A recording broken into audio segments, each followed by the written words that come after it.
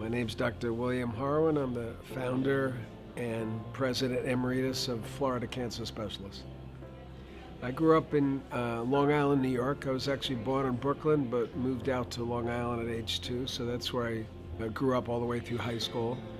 My parents, I'm gonna say sorry. My father was a pediatrician, a solo practitioner, and that kind of had something to do with my introduction to medicine because I used to go with him on house calls when I was a young boy and sit in the car when he would go into the houses, and he would always have, it was back in the old days things were different, but he would have a telephone hour every morning and mothers would call in about their kids and ask questions, and that was just part of the services that he provided.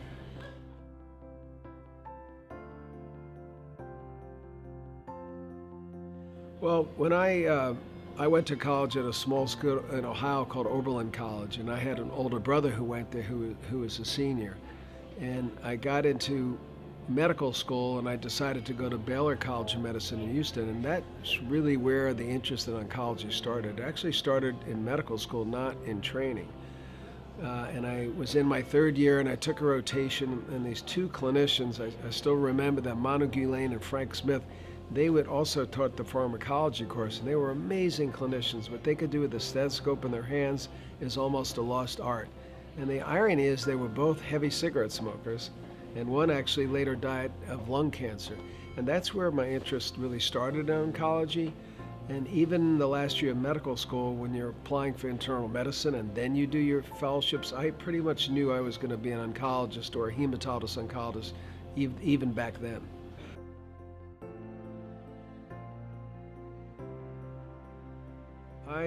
Along with my wife, we were looking for a place to go, and I really spent most of my efforts looking up and down the East Coast. I knew I didn't want to stay in Dade or even Broward County, but anything else was fair game.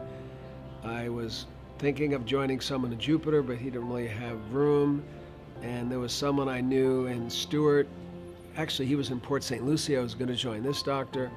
I ended up applying and getting privileges at Martin Memorial Hospital in Stewart, and I was going to go out on my own.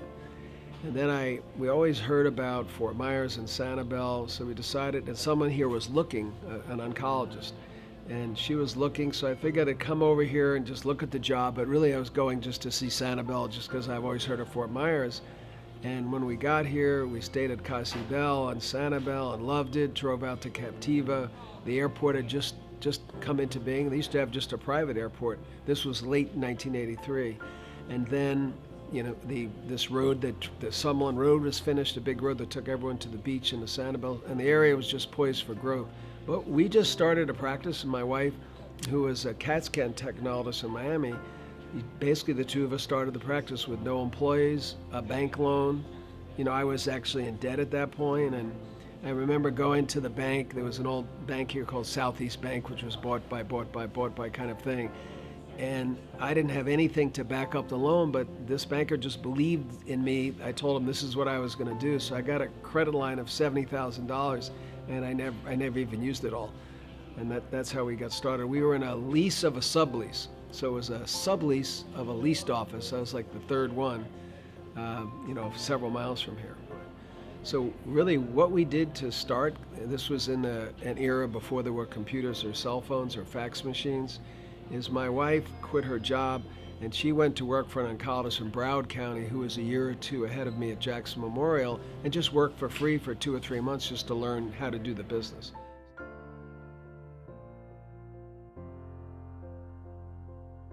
Well, I think an important part of it were some of the partners that I brought in the beginning, and I think of Tom Tufel and Lo Hart and Jim Reeves, kind of the original partners. With the four of us, we're an incredible team. We were very different ethnic groups, different parts of the country for the most part, but we worked together so well. We had each other's backs. We were hardworking, honest, and I think having such outstanding initial people to work with made a tremendous difference. So when we had opportunities to expand, one thing led to another, and I think after we merged with a group in Venice, and then we really were a fairly sizable group now of roughly 15, 16, 17 doctors, I think then we realized that this could really continue to grow, that we had maybe something special to offer.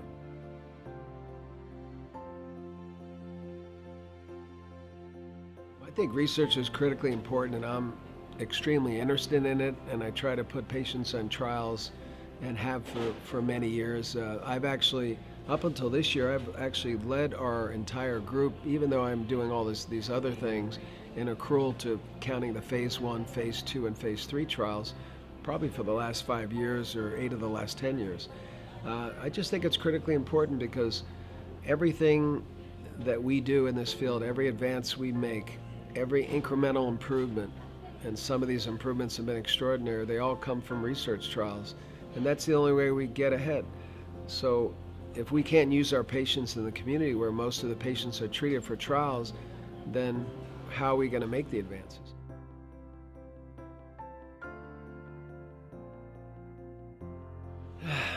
I've had to do it over again. I do it the same way. Maybe I, my family sacrificed a little too much. I think I wish I was home a little bit more. I really tried to be home, but it's so hard to control your hours. We were so busy.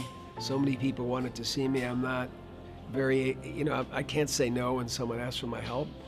It's in my blood. I never say no. If someone asks to see me, I always say yes.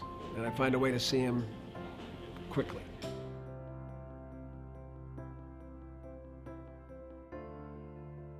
I think the best thing about my career is not so much the business part of it, because that's not what I hold of the greatest value. Is that I love what I do, and I don't know how, but it's 35 and a half plus years later. It'll be 36 next February.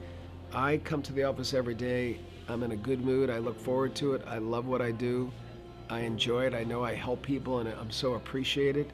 I see people in the community. I go to restaurants. I go around town, and I get a lot of love back for what I do. But I give my all to my patients.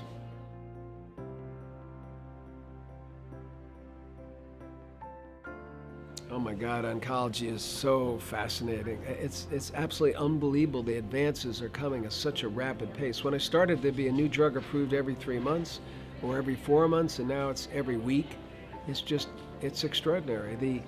I love the genomics, the genetic changes on cancer and how it impacts treatment options and disease courses. I love that. I love when I send off mutation testing on blood or tissue, and I get an email from the company, there's a new result. I stop what I'm doing, I go right to the website, and I can't wait to see. And sometimes it's a little bit like a needle in a haystack, but when you hit gold, it has amazing impact on a patient.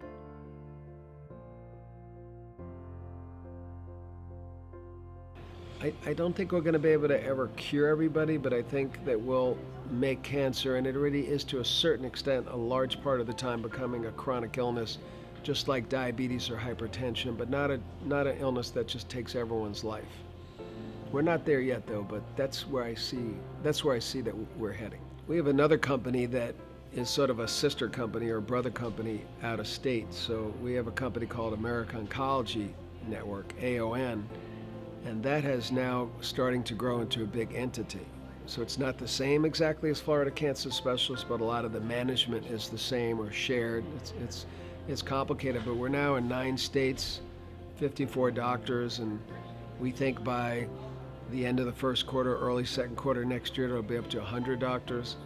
It's a little bit hard for us to grow in Florida because we've just about all the places we can be, but by the end of this year, we'll be up to 240 doctors in the state of Florida and 210 physician extenders and 88 clinical offices in the state.